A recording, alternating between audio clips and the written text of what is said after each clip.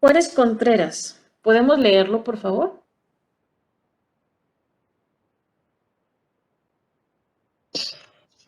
Sí, caso número 1. Mujer de 37 años, gestación triple, tricorial, triapnótica interrumpido a la semana 12. Gestación actual, inseminación artificial, gestación gemelar, bicorial, biapniótica. No sé qué significa la US. Ultrasonido. Ultrasonido 14. Supongo que ese DG es semana de gestación. Así es. G2, RCIU, no sé Restricción qué de sea crecimiento tampoco. intrauterino. Restricción de crecimiento intrauterino.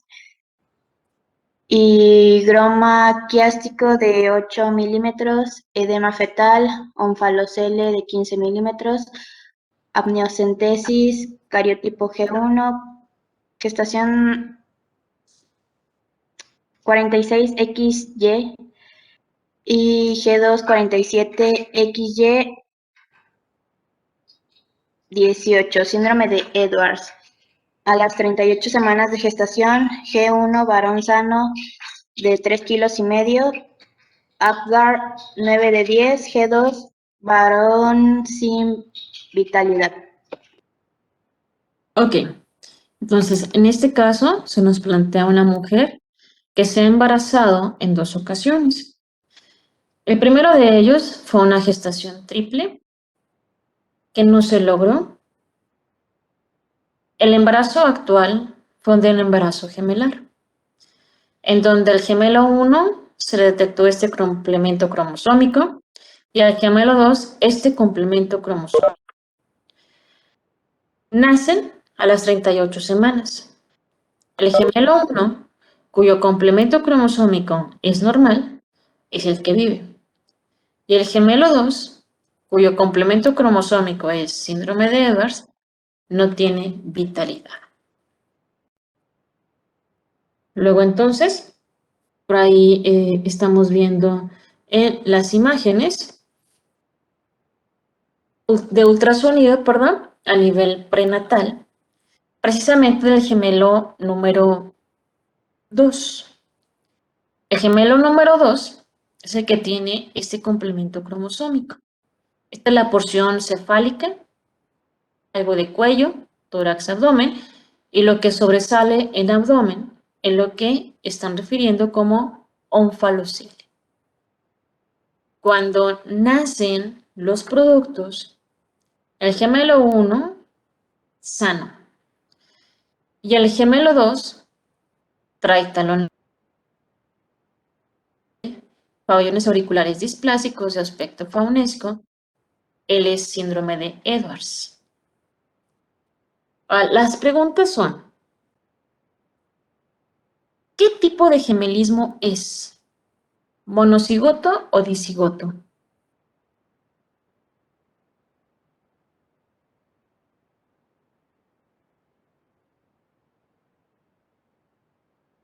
Por ahí nos dicen monocigoto. ¿Alguna otra opción? Dicigoto. ¿Quién da más? Vamos igual. Dicigoto. Dicigoto. Ok. Bien, la pregunta siguiente es, ¿por qué uno de los gemelos tenía una cromosomopatía y el otro no?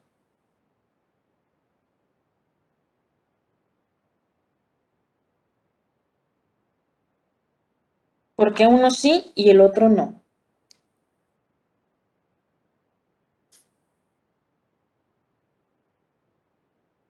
¿Alguna opción? Porque se realizó por inseminación artificial, entonces a lo mejor uno de los espermas fue con alguna deficiencia. Ok. ¿El error no disyunción es el esperma? en Edwards o del gameto femenino?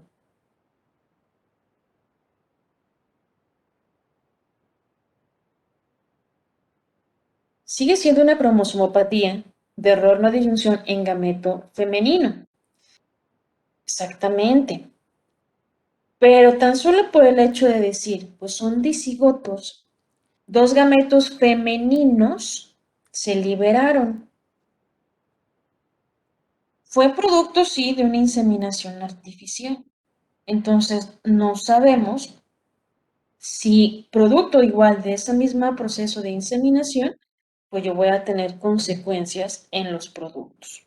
Entonces, dado que técnicamente son dos productos separados, porque es bicorial, biamniótico, asumo que hubo dos gametos femeninos, cada quien con su esperma. Por eso uno puede tener un problema cromosómico si ese gameto femenino que se fecundó venía mal. No quiere decir que no se puede equivocar el esperma, sí, claro que sí, pero siempre es más en el de la mujer. Mientras que el otro gameto femenino que se fecundó venía bien. Por eso uno tiene una condición sindrómica y el otro no. Separación de cromosomas homólogos. Síndrome de Edwards. Predomina discretamente en meiosis 2. Y en meiosis 2 lo que se separa es cromátidas hermanas. ¿Ok? Bien. Por acá hacen alusión al defecto de pared abdominal, onfalocele. Ya lo hemos mencionado. ¿Qué es el onfalocele?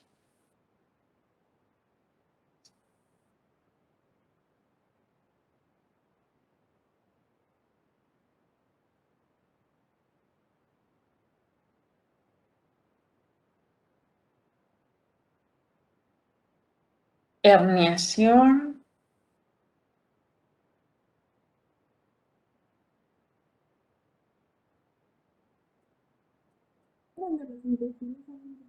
Ay, le escuché muy bajito. En donde los intestinos salen por el ombligo. Ok. Es una herniación, perdón, de asas intestinales a través de cordón umbilical. Ese es el problema. Sé que las asas intestinales veíamos en el periodo embrionario fetal, temas previos a este, en donde se hernian en la séptima semana y deben de regresar ¿cuándo?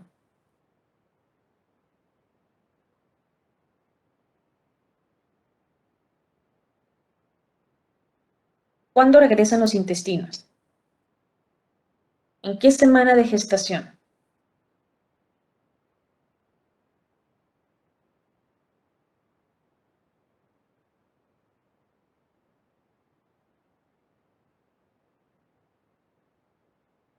¿Alguna opción? ¿En qué semana?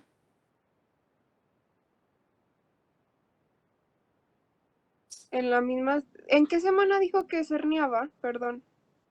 En la séptima. Para En la algunos textos en la incluso de última finales parte de de la la sexta. séptima es cuando regresa, ¿no? ¿Cuándo? En la última parte de la séptima semana. Última parte de la séptima. No, de hecho todavía las 8 semanas están herniados.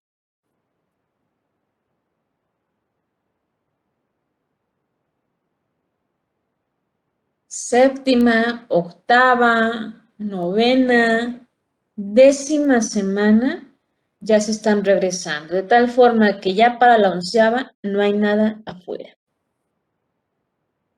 ¿Ok? Bien, y la última pregunta. ¿Cómo es posible que esta mamá haya tenido un embarazo previo triple y este sea gemelar? ¿Por qué? ¿Qué influyó? Posiblemente estuvo tomando algún medicamento para la fertilidad y fue lo que le dio una gestación triple. Ok, ¿qué medicamento? Ay, que era ácido. Ay, no, espérame.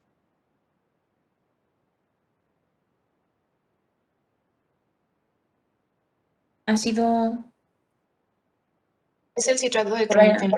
exactamente citrato de clomifeno. Ok, esas son las preguntas. Tenemos un segundo caso.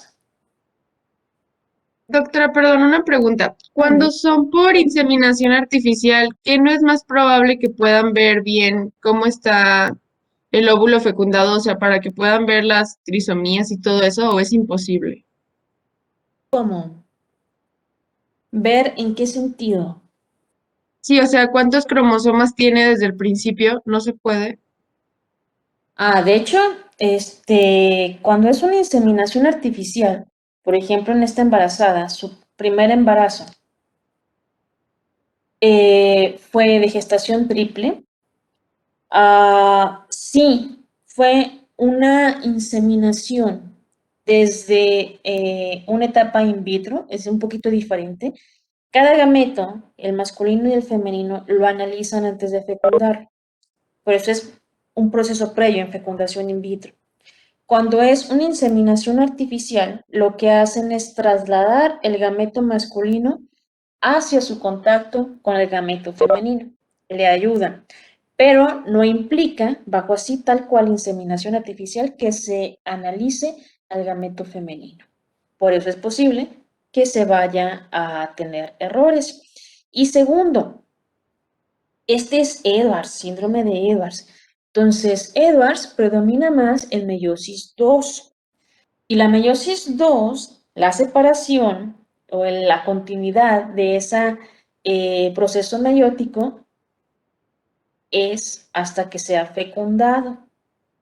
Entonces el error va a venir después de que ocurrió la fecundación, porque es la única forma como se termina el gameto femenino en la meiosis 2. ¿Sí me voy a entender más o menos? Sí, doctora, Se realiza el estudio de diagnóstico genético previo a la implantación. Si se está considerando PGD, diagnóstico genético preimplantacional, sí, pero eso no es de inseminación artificial. Si la gestación triple fue de fecundación in vitro, entonces esa fecundación in vitro incluyó el análisis previo de ambos gametos, masculino y femenino, para determinar el complemento cromosómico. Ahora, esa estructura in vitro se dejó evolucionar para la etapa de blastocisto y en la etapa de blastocisto se puede analizar ahora a ese embrión. Pero es diferente inseminación artificial. En la inseminación es trasladar nada más. Por ejemplo, si ese espermatozoide trae problemas de movilidad, se hace inseminación artificial. Se le ayuda al espermatozoide a su trayecto en cavidad uterina para que no batalle a encontrar al gameto femenino. ¿Sí?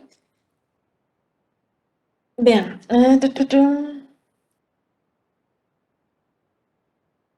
El error es en anafase 2, en meiosis 2. Ok. Los errores en meiosis, recuerde que son en anafase, tal cual, en el proceso de división de esos cromosomas, siendo cromátidas hermanas si es meiosis 2 o cromosomas homólogos si es meiosis 1. Ok, bien.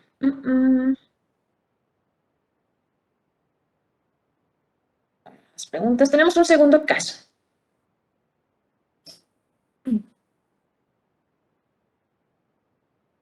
Márquez Salas, ¿podemos leerlo, por favor? Sí. Caso 2. Mujer de 28 años. Gesta 2, parto 1. Sin antecedentes relevantes. Embarazo actual, 23 semanas de gestación. Gemelar monocorial biamnótico. Gesta 1. Presentación cefálica. Frecuencia cardíaca fetal 145 latidos por minuto. 14 semanas de gestación sin alteraciones aparentes. Gesta número 2. Imagen de bordes definidos, estructuras internas compatible con eje central y posible parrilla costal. No se visualiza cámara cardíaca, ni polo cefálico, ni extremidades superiores. Solo una extremidad inferior, compatible con fémur de 15 semanas de gestación. 39.1 semanas de gestación, cesárea. Gesta 1, recién nacido masculino, 3 kilos 100 gramos, Apgar de 8-9. Gesta 2, feto amorfo 50 gramos, no calota ni extremidades superiores, una sola extremidad inferior rudimentaria. Ok, gracias. Entonces es una mujer que se ha embarazado en 2 ocasiones. El primero de ellos fue un parto normal. En el embarazo actual es un embarazo, gemelar. Aquí es de gemelo 1 y gemelo 2. Gemelo 1 aparentemente normal y el gemelo 2 es el que trae el problema. El embarazo culmina hasta las 39 semanas de gestación vía cesárea. El gemelo 1 con varón, 3 kilos con 100, Apgar 8-9, y el gemelo 2, un feto amorfo, no hay calota, no hay extremidades superiores, una sola extremidad inferior. ¿Qué tipo de gemelismo es este?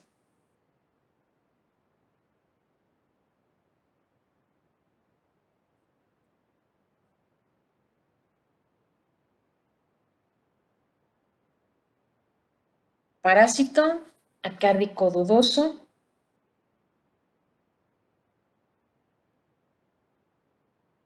Planteamos entonces primero, o es parásito o es acárdico. ¿Por qué parásito y por qué acárdico?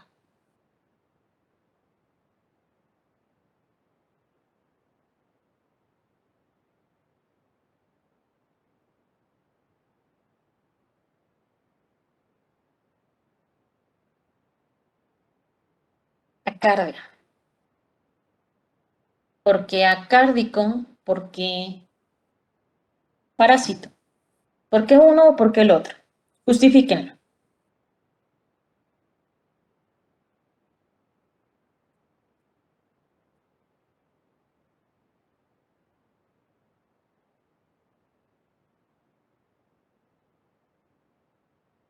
Porque no tiene extremidad. ¿Alguna opción? Podría ser el acárdico dudoso. ¿Por qué no tiene que, perdón? Porque dice que no tiene extremidades. Ok, no hay extremidades. Hay una parte rudimentaria. ¿Por qué parásito?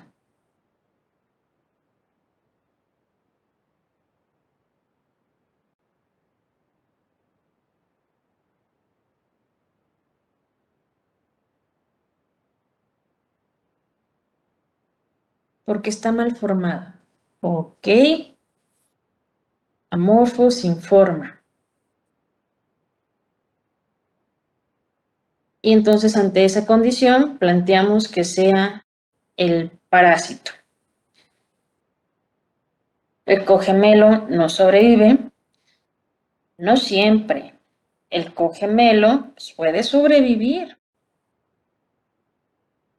El parásito es el que no se desarrolla. Ok. Pero para pensar entonces que sea parásito o feto en feto es el mismo, tendría que estar el gemelo 2 como incrustado en el gemelo 1. De ahí el vocablo, parásito o feto infeto, dentro del otro. Y al menos eso no se nos presenta en la redacción. Tienen ahí las imágenes. Una masa y su cordón. Le tomaron radiografía. Una estructura de columna. Parecen costillas. Y medio se iba a desarrollar algo ahí de estructura de extremidad, pero es un esbozo muy pequeño. Descartamos ya que sea el parásito. Nos quedamos con el amorfo. Perdón, el acárdico. Ahora, de los acárdicos, ¿es acéfalo, dudoso, acormus o amorfo?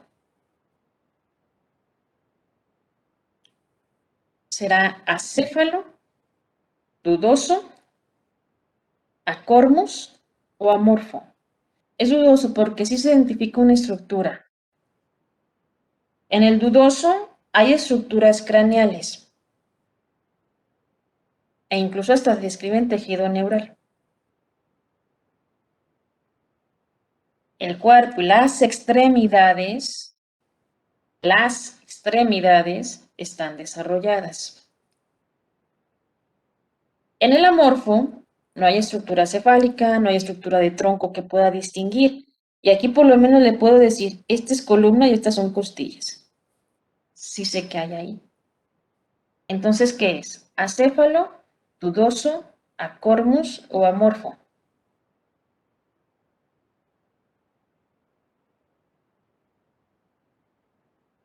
¿Se queda con dudoso? ¿Acéfalo? ¿Quién da más? ¿Acéfalo?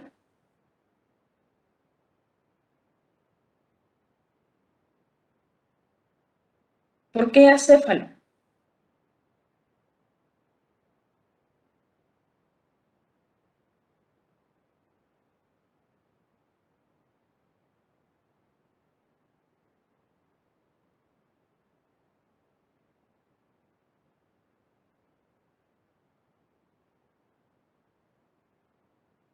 No tiene cráneo, no hay extremidad como tal completa.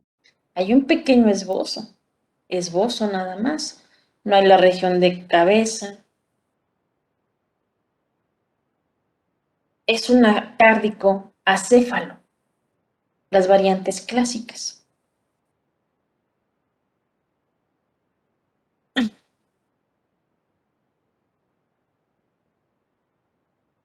¿Cuál es la principal etiología para un acárdico?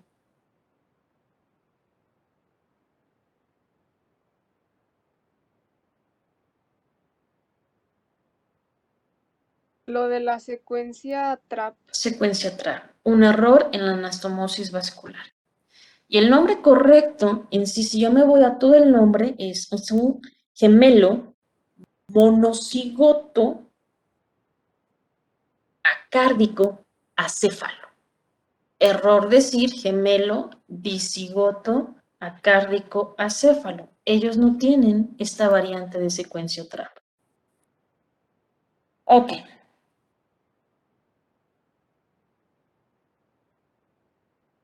Doctora, ¿Tenemos ¿podría ahí? repetir el nombre correcto del segundo gemelo? Ajá, es un gemelo monocigoto acárdico acéfalo. Gemelo monocigoto acárdico acéfalo.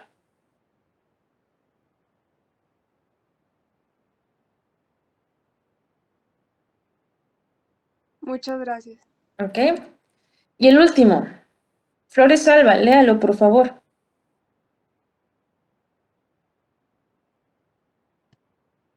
Dice, caso 3. Producto de la primera gestación de una madre de 17 años de edad sin control prenatal. Nace vía cesárea en un hospital rural después de un intento fallido de parto natural atendido por una partera. Gemelar, peso total fue de 3.9 kilogramos. No menciona talla. Apgar siamés, 3 octavos. CPPI, siameses, 2 Apgar, 7 octavos. Capurro, 39 semanas de gestación, se le trasladó a un hospital de tercer nivel a las primeras horas de vida. Compartían tórax en la región central, ruidos cardíacos de un solo corazón, abdomen unido en su tercio superior, un solo cordón umbilical con 2 arterias y una vena, 4 ES y 4 EI. Hígado unido a nivel central sin evidencia de que compartieran estructuras vasculares.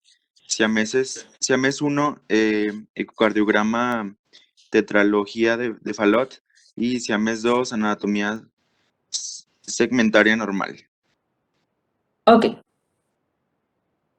Gracias. Entonces, En esta ocasión es una mamá de 17 años, también con un producto gemelar unido, son siameses. APGAR es una calificación que me evalúa el estado neonatal de los bebés, es decir, su respuesta a estímulos, la frecuencia cardíaca, lo que es el tono muscular, la coloración, etc. Es una calificación con número máximo de 10. Son dos, uno al primer minuto y otra a los 5 minutos. Por eso ustedes ven 3 y luego diagonal 8. 3 al primer minuto y 8 a los 5 minutos. No es una cifra como tal completa fraccionada. El Siames 1 tuvo un APGAR de 3,8, un APGAR bajo.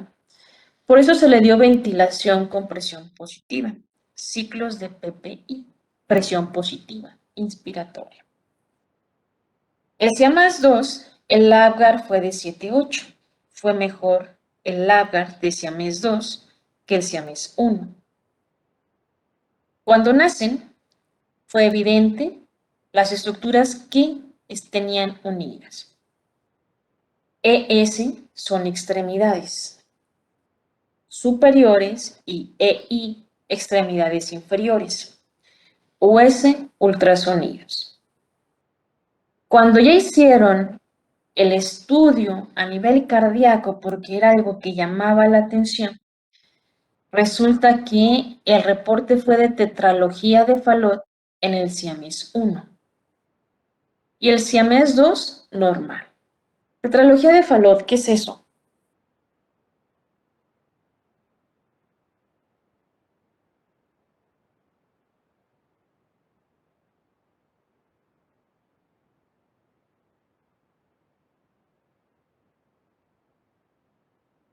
Corazón, un defecto cardíaco, y no cualquiera. Lleva el nombre de tetra. Es como una unión, ¿no, doctora? De 4. Yo me acuerdo que me habían dicho algo así. Ok, son 4 componentes entonces, lo que hay en una tetralogía de Fallot. Se distribuye sangre poco oxigenada. Ok, ¿y cuáles son esos componentes?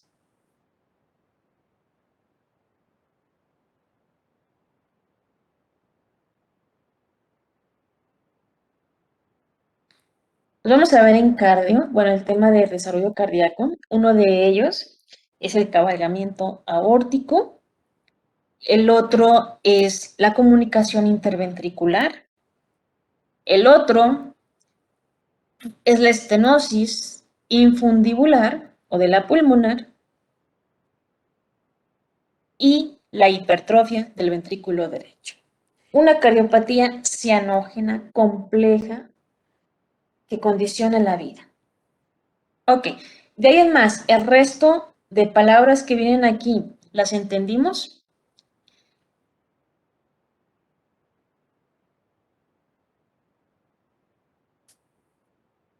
Ok, muy bien. ¿Qué tipo de siames son?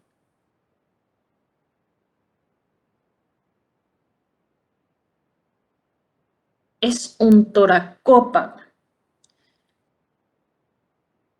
Pero también por lo del hígado sospecho onfalópago, ok. A lo mejor combinado, tóraco-onfalópago. No puedo dejarlo nada más como onfalópago porque ya tenemos evidencia de que la estructura cardíaca pudiera estarse compartiendo, al menos durante la exploración. Esa fue mi primera impresión.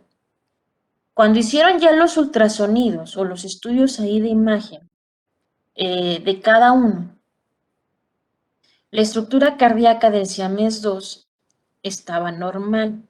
Del Siamés 1 era la tetralogía. Si bien durante mi primera inspección, mi primera impresión fue una estructura cardíaca unida, al menos en el ultrasonido estructural parece que no es un solo corazón. Hay dos estructuras. Decir que es un onfalópago por la estructura hepática. Ok, Entonces, tóraco onfalópago, probablemente. Entonces, el nombre correcto sería, es un gemelo monocigoto siamés tóraco onfalópago. Gemelo monocigoto siamés tóraco onfalópago.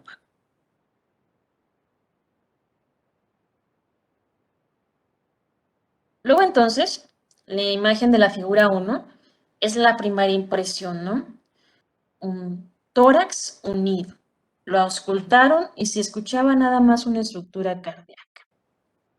Hicieron todos los estudios de imagen complementarios. Reconstrucciones importantes. Lo que interesaba aquí era verificar si compartían o no corazón, si compartían o no a nivel de tubo digestivo. Y resulta que visualizaron que sí, en la unión es en región torácica, se une el esternón hasta el ombligo. Por eso el término completo, efectivamente podemos utilizar tóraco onfalópago, porque llega hasta el ombligo. La intención era ver si estructura hepática, si la región de asas intestinales también estaba fusionada. Por eso metieron un contraste. Si estaba fusionada tubo digestivo, entonces el contraste, el caminito, yo lo encontraría también en el otro siamés. Y no, nada más estaba en uno de ellos. Entonces, eso evidenció que no compartían tubo digestivo. Un dato alentador. Ahora, ver cómo está corazón en realidad. Reconstrucciones nuevamente de las estructuras. Uno de los siamés, el otro siamés. Aquí con esta reconstrucción parece una sola estructura cardíaca, da la apariencia. Pero ya cuando se detienen a analizarla, ven que sí están casi en continuidad, pero están separados. Hay una membrana que los está delimitando. El corazón de uno y el corazón del otro. Sabemos sí que internamente el corazón del siamés 1 pues tiene problemas. Y el corazón del siamés 2 pues es normal, al menos tiene una integridad normal. Bien, entonces tiene estructura hepática unida, la fusión es desde el esternón hasta el ombligo, asas intestinales, tubo digestivo están separados. Corazón están separados, uno de ellos con malformación y el otro no. La pregunta entonces es, ¿serán candidatos a separación? ¿Sí o no? Sí. ¿Categoría 1, categoría 2 o categoría 3?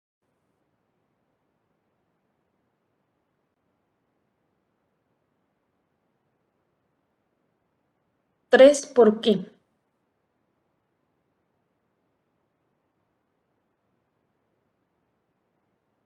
Yo digo que 3 para planearlo bien y que se termine de desarrollar bien el Siamés 2. O bueno, sí, el Siamés 2. No, ya fue cuando nació, ¿verdad? Perdón. Ok. Categoría 3 para planificarlo bien. Pero la falla cardíaca no lo está comprometiendo. Ok, entonces algo que visualizar. Hay uno, el siamés 1, que trae una cardiopatía no cualquiera. Es una tetralogía de Fallot. La tetralogía no necesariamente incompatible, ¿eh? Pueden nacer vivos. Es compatible, pero se tiene que operar a la de ya, porque si no se mueren. Y aún operados, hay veces que no les va bien y se mueren de todas formas. Entonces, no es cualquiera. 1, 2 o 3. Bueno, es en categoría 2. Categoría 2. Recuerde que la categoría 2 es separación de emergencia. Y categoría 3 lo planifico. Tengo tiempo, no pasa nada. La 1 ni lo piense, porque no se separa. Pero ahí plantearíamos que tienen corazón fusionado. Bajo la primera impresión, hubiera planteado categoría 1. Bajo la impresión del corazón, está fusionado.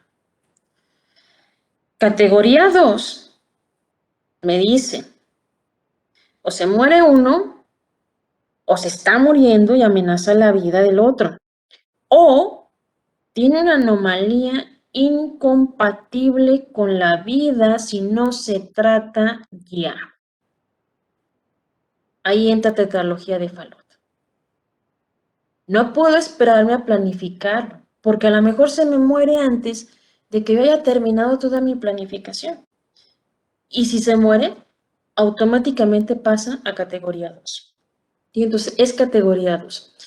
Generalmente cuando nacen los siameses y no tenían control prenatal previo, pues ni modo, a partir de ahí empiezan con todos los estudios.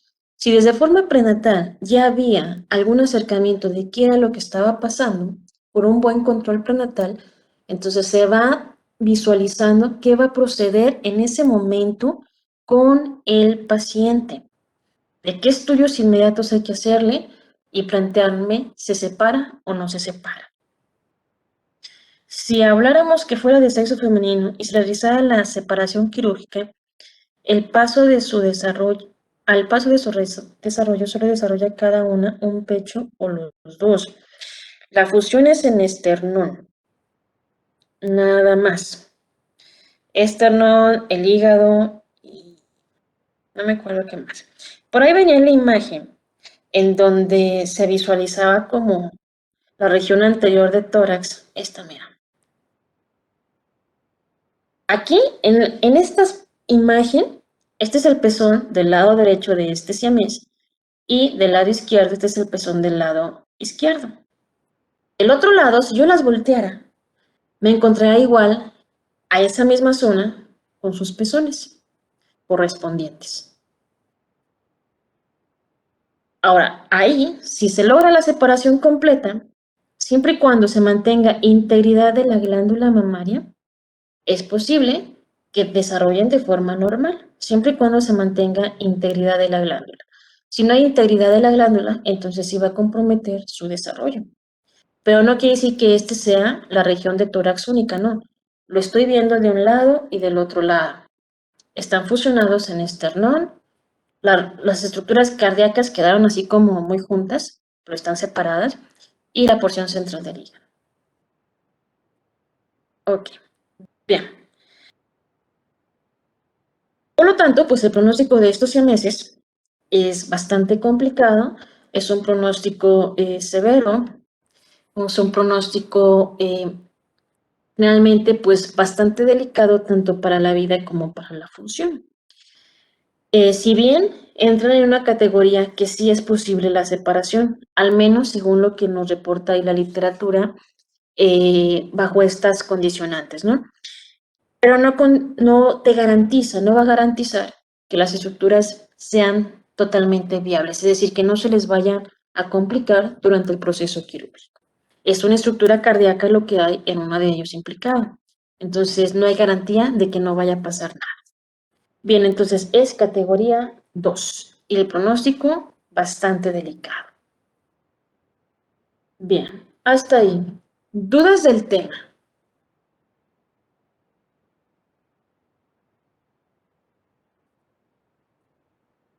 Yo, perdón, ¿cómo nos quedó? O sea, completo, ¿cómo le íbamos a decir al caso 3? El nombre de la patología es un gemelo monocigoto siamés tóraco onfalópago. Porque por ahí en el estudio evidenciamos que estaba unido hasta el ombligo. Gemelo monocigoto siamés tóraco onfalópago. Bien.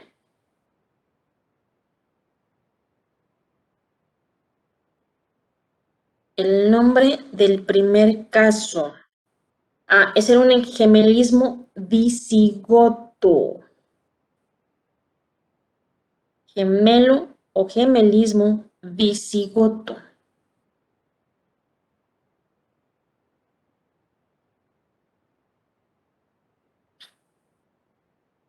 Y hasta ahí no entra en otra categoría. Y el caso 2 era un gemelo monocigoto acárdico acéfalo. Bien. Con ese repaso nada más en cuanto a la variante de gemelismo, terminamos prácticamente el tema de periodo embrionario y fetal, junto con su desarrollo de gemelismo, ¿no? Un tema, como usted se dio cuenta, pues un tanto amplio, grande, que hay que recordar desde estadios de Carnegie, tenerlos en mente, si no los ha aprendido, empezarlos a memorizar. También aspectos importantes de las primeras semanas del desarrollo fetal. Tan importantes como, por ejemplo, en uno de los casos venía que tenía un palo serio. Esos detalles de la herniación los mencionamos precisamente desde Carnegie y lo terminamos en el periodo fetal. Entonces hay que tenerlo siempre en mente. Y obviamente de gemelismo, pues tenemos que recordar las principales categorías, las variantes, cómo se divide, etc. Y las características de cada uno de ellos. El siguiente tema es un tema, pues un tanto sencillo, y es como hablar de matemáticas, donde usted hace uso de su suma, resta, multiplicación y división. Son metodologías intra y extrauterinas para el cálculo de edad gestacional y fecha probable de parto. Es como una especie de paréntesis de la embriología para abarcar nada más pues esos detalles o esos aspectos un tanto más finos de cómo puedo saber cuándo es la fecha probable de parto. Si ya vimos todo un periodo embrionario fetal, pues hay que saber cuándo van a hacer este producto en condiciones normales, ¿no? Entonces, aspectos un tanto técnicos, hay que memorizar por ahí algunas fórmulas que conviene que desde este momento lo hagamos para que cuando usted llegue a ginecología ya tenga una idea de cómo se sacaban esas fórmulas. Entonces, el objetivo es que usted identifique las principales formas para calcular edad gestacional, así como la fecha de parto. Temas en sí muy cortos, aunque se ve aquí un listado, pero son muy sencillos. Desde la importancia de la fecha de última menstruación, regla de Nagel, palpación de fondo uterino y regla de McDonald's, qué hay con el ultrasonido y si ya nació, ¿cómo puedo saber la edad gestacional? Eso entra como una medición extrauterina.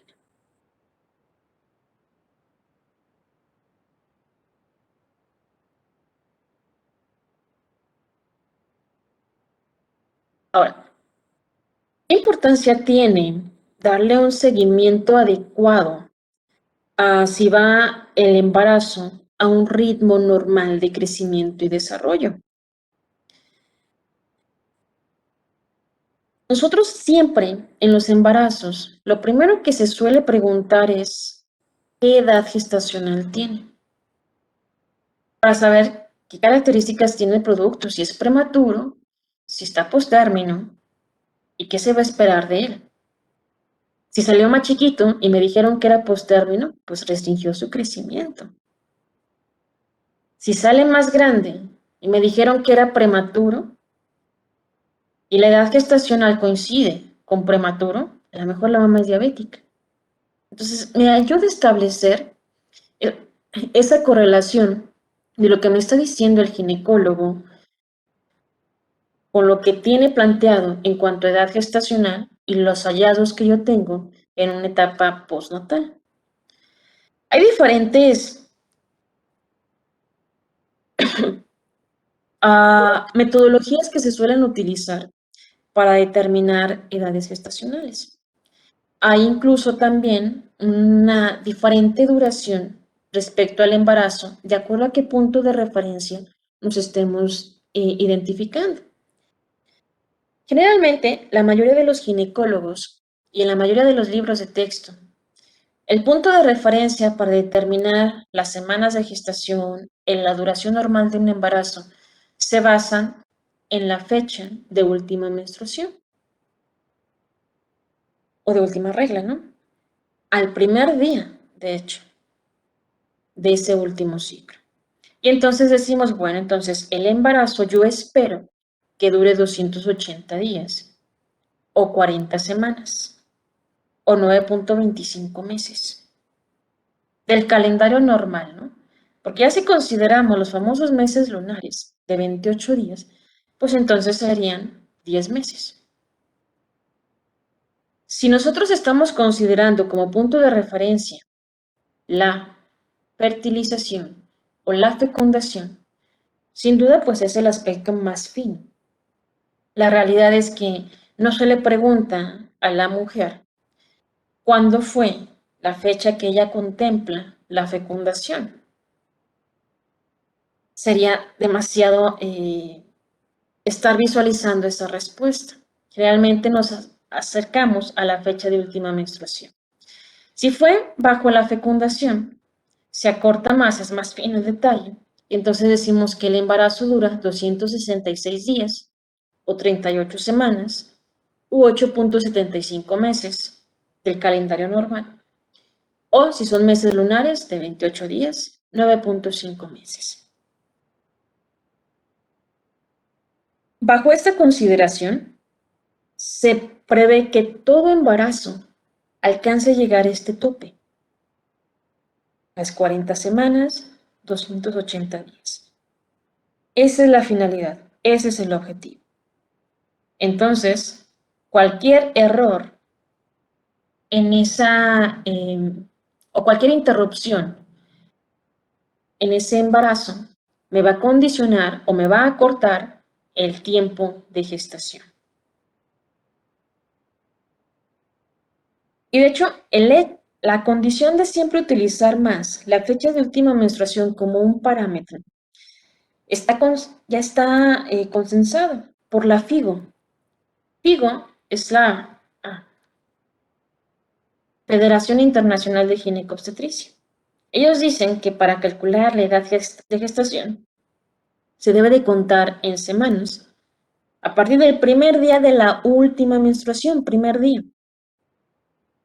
De tal forma que en el momento que lleguemos a 280 días, eso ya es el final de ese periodo gestacional. Eso es lo normal. Entonces, FUM, así abreviado, fecha de última menstruación, hace hincapié al primer día de ese periodo, no al final, al primer día. Y entonces, basado en ese día, se puede sacar la fecha probable de parto, cuándo va a nacer este bebé y cuántas semanas de gestación tiene, basados en esa FUM. Pero obviamente, pues siempre va a tener objeciones utilizar este parámetro. ¿Por qué? Pues porque gran parte va a decir, no me acuerdo, se les olvida. O bien, confunden la FUM con una hemorragia de implantación. O bien, esta mujer ha utilizado por mucho tiempo anticonceptivos orales e incluso durante 3 meses previos a que se supiera embarazada, utilizó hormonales. Entonces, la FUM no va a ser confiable. O simplemente esta persona tiene ciclos menstruales irregulares. Ciclos menstruales irregulares no permiten el uso adecuado de la fecha de última menstruación. Entonces, son varias objeciones. De ahí que, de forma intencionada, se tratan de indagar en la embarazada para poder intuir si tengo que confiar en esa FUM para darle la fecha probable de parto o tengo que utilizar otra metodología como lo es el ultrasonido.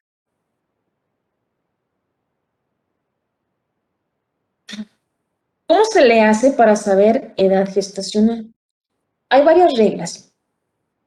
Yo aquí les pongo una de las más sencillas y que se suele utilizar por ahí en ginecología. Eje es edad gestacional. ¿Y en qué se basa? Bueno, que si nosotros tenemos esas 40 semanas que debe de durar el embarazo, resulta que en realidad, pues no estamos considerando que cada mes exactamente tiene 4 semanas. En realidad son meses distintos. Para evitar toda esa discrepancia, que es todo lo que trata de explicar aquí, se ha establecido una especie de nomenclatura para decirle cuántas semanas tiene. ¿A qué me refiero? Imagine usted que esta persona embarazada en sus cuentas lleva ciertas semanas de gestación, pero para el ginecólogo son cuentas distintas, precisamente considerando que no siempre los meses son iguales. Entonces, si esta embarazada tiene 5 meses según las cuentas de ella, el ginecólogo no le va a decir que tiene 5 meses, ni 20 semanas. Le va a decir que tiene 23. ¿Por qué?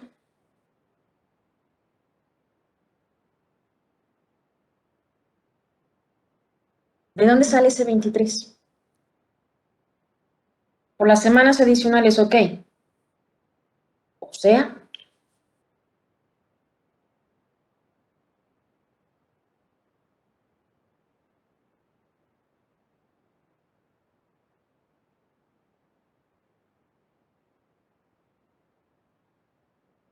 se debe de reponer literalmente esas semanas. Procuren no ponerme nada en privado, por favor. Mencioné el ejemplo, 5 meses. Entonces, si nosotros nos guiamos por el calendario así, tal cual, de un mes, siempre 4 semanas, no es así.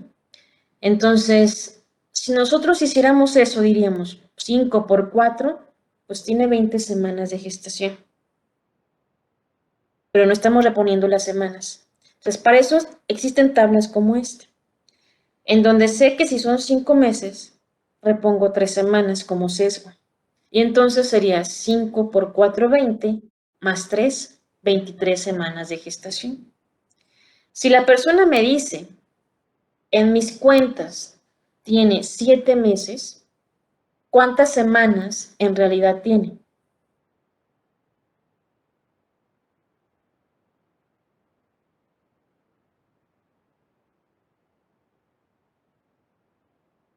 ¿31? Por ahí nos dijeron 18 y luego escuchamos 31. 7 meses. 31, 28, doctora. Es que no 31. sirve el chat grupal, doctora, por eso lo escribo en privado, no me deja. Desde la mañana no nos deja ponerlo. Ok. 28 más los 3, 31. Y así nos vamos. Entonces, conviene tener siempre en mente esta tabla. Cuando es un mes, no se le agrega nada. Cuando son 2 meses, le agrego 1. 3 y 4, le agrego 2. 5, 6 y 7, le agrego 3. Y los últimos 2 meses, le agrego 4. De tal forma que si tiene 9 meses, 9 por 4, 36, más 4, 40. 40 semanas de gestación, lo mismo que dura un embarazo. Entonces ya tiene sentido, porque si nosotros utilizamos el conteo normal, 9 por 4, 36, el embarazo no dura 36 semanas, sería un producto prematuro. Entonces, verificando ese ajuste en semanas, le sumamos 4. ¿Y por qué? Porque necesito ajustar todos esos meses que no son tajantes de 4 semanas. Hay meses de 4 semanas y media, hay meses de 4 meses exactamente. Entonces, los meses no son iguales. Previniendo precisamente esa discrepancia en el número de semanas por meses, se utilizan estas referencias. De tal forma que si me dice 3 meses, 3 por 3 son 9, más las 2 de diferencia, entonces tendría 11 semanas de gestación. Más o menos.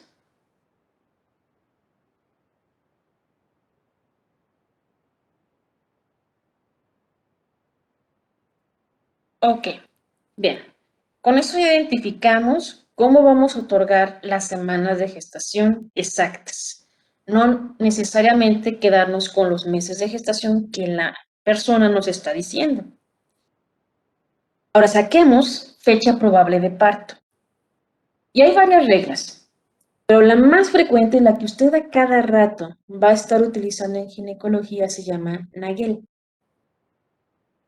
Y es una regla así literalmente de matemáticas, en donde tenemos que sumarle 7 días a la fecha de última menstruación, al primer día de sangrado, y le restamos 3 meses. Eso considerando un día de ovulación un tanto específico. Por lo tanto, aquellas que no ovulen exactamente un día 14, para eso existe un margen. Es decir, si por regla de Nagel me está diciendo que la fecha probable de parto es para, no sé, el 1 de mayo, puede ser 10 días después o 10 días antes, precisamente considerando aquellas discrepancias en el día de ovulación. Entonces, aquí nos viene un ejemplo. Nos dice, a la fecha de última menstruación le agrega 7 días. Si la fecha de última regla fue el 21 de mayo del 2019, 21 agregale 7, te da 28. Nos dice, réstale 3 meses. Mayo, si le resta 3 meses, pues le da febrero o en su defecto. Súmale 9 meses y listo. Ya con esa suma de 9 meses, te ahorras el estar pensando, ¿me quedo en ese año o le sumo otro? Porque aquí nos dicen, súmale el otro año. Pero si, por ejemplo, la fecha de última menstruación fue el 1 de enero del 2021, ahí le sumaría otro año, ¿sí o no?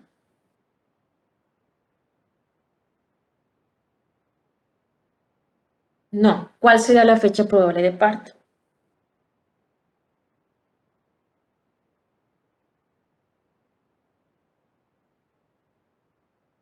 Octubre.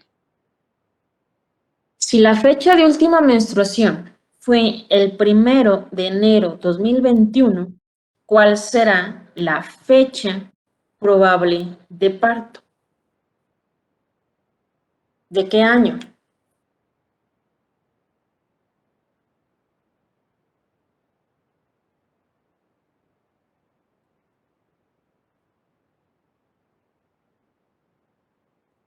Del mismo exactamente. Entonces ahí no tengo que sumarle. Por eso es más sencillo. Simplemente súmale 9 meses y listo. ¿Ok? Si la persona dice, ¿qué día es hoy? Ay, Dios, no sé ni en qué día vivo. Ok, 16 de marzo. 16 de marzo es la fecha de última menstruación. ¿Cuál es la fecha probable de parto?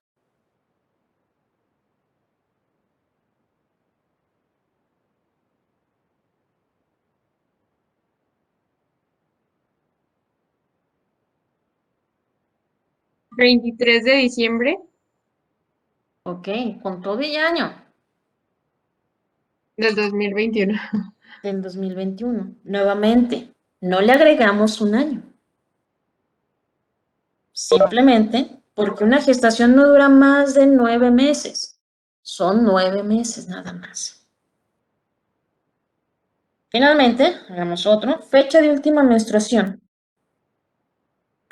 El 10 de noviembre del 2018. Cambiemos los años. Fecha probable de parto.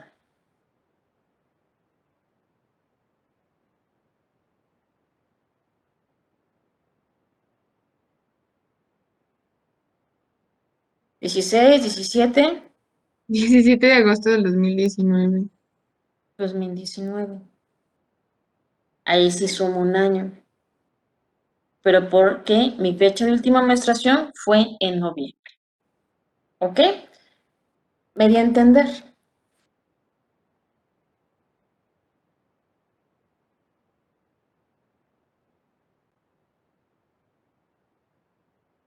Hay otras dos reglas similares a Nagel. Se llama regla de Pinar y regla de Wold. Pinar es al finalizar el último periodo menstrual. Es decir, en lugar de tomar el primer día de sangrado, tomo el día que termina. Le agrego 10 días y me regreso 3 meses. O le agrego 9 meses. Y la de Wold agarra igual el primer día de sangrado como Nagel, pero en lugar de agregarle 7 días, le agrega 10. Y lo mismo, retrocede 3 meses. Por lo tanto, si una persona que su menstruación dura 3 días,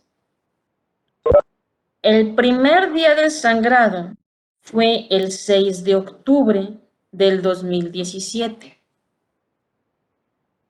Utilizando la regla de Pinar, ¿cuándo es la fecha probable de parto?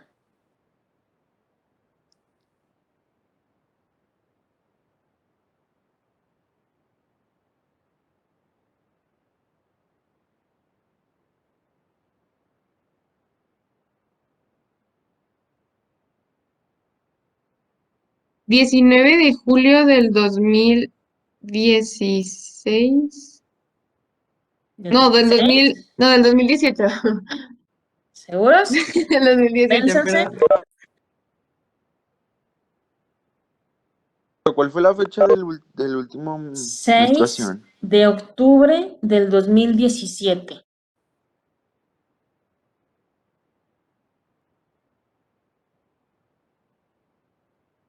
Con Pinar, saque fecha probable de parto. Dijo que regla de esa persona les daba 3 días, ¿no? No te escuché muy lejos. Otra vez, por favor.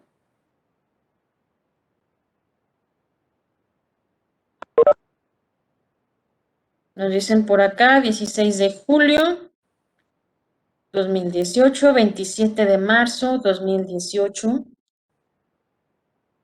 Nada en privado, Márquez. Ay, ya.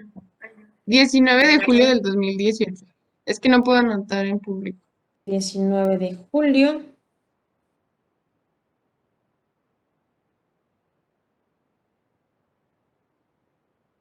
Discrepancia entre el 16, 19.